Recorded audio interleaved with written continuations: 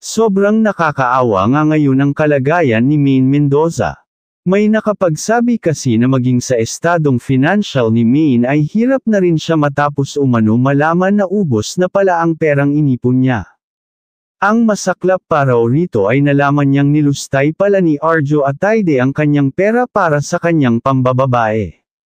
Kamakailan lang nang maging laman si Arjo Atayde sa buong social media platform ang mga bonggang regalo ni ibinigay sa kanyang bagong girlfriend na akala ng lahat ay pera niya, ngunit galing pala ito sa naipon ni Maine.